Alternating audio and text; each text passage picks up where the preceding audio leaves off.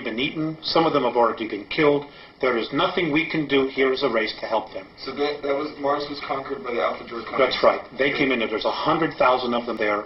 They have approximately 2,111 scout craft there. They're in an area underground that is 64 square miles, known on Mars as the area of Tempe Terra.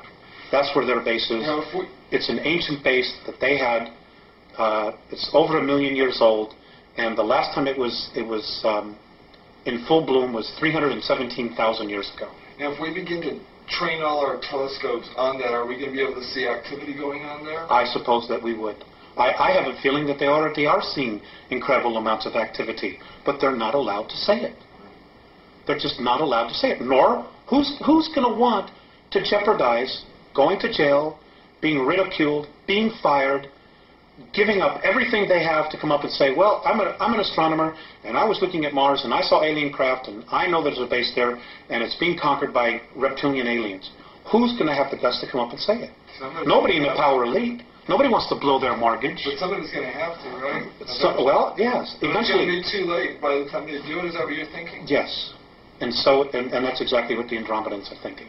You see, there are people probably saying, well, God, why don't they just come down and save us? There's a lot to that. Number one, if we're rescued, we don't permanently evolve ourselves. Number two, we won't take responsibility. If something goes wrong, we can always blame it on them. Number three, it doesn't just change our reality, it changes their reality as well. Number four, the Andromedans and most of the other benevolent races, they don't want to have to come down here and babysit us. That's not their job. It's not their job at all. Now, in the way you told me... And number four, and number five, let me just add this. Look at how we've treated our Earth. Look at how we've trashed it ourselves. They're like, why should we come down here and help you when you don't want to even help yourself? Or even make the effort?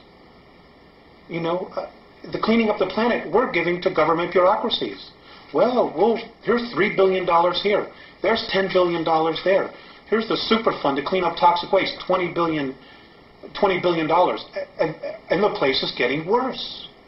That's not the problem. The problem is on an individual level, on an individual basis. Just don't create plutonium anymore. Just don't create styrofoam anymore. Just tell the industries, the corporations, because we're the ones who control it. We're the ones buying the products. We won't buy it unless you fix it. End of story. Period. We need to change it. It's our planet. We are the bulk of humanity. It isn't the corporations. It isn't the Fortune 500. It isn't the Committee for 300. And it isn't the Trilateral. We could fire all of them if we had to. Period. But it's coming together and it's doing something about it. And it's going to have to be grassroots, and people are going to have to start doing it soon. Are these leaders going to, if we do raise up and do a grassroots uprising, when they ordered the military to quell that like they do at Kent State or any other political demonstration? They probably will try. They probably will try. You're absolutely right. You're absolutely right. But you know what? Let's take an example of the American Revolutionary War.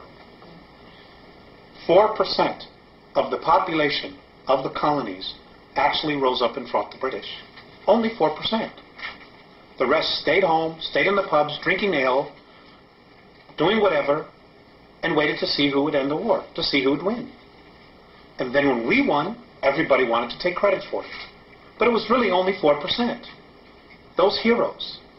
And those 4% changed the face of the world.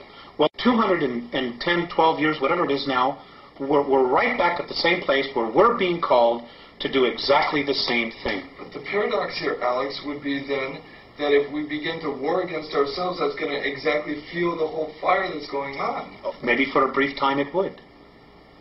Until one side surrendered or saw the light. Do you know much about the New World Order? Do you know that they're building concentration camps to put millions of people in? Do you know that the United Nations has got 300,000 troops in the United States right now that they're going to use to confiscate weapons? And they're sending our active military troops out of the United States so they won't be here?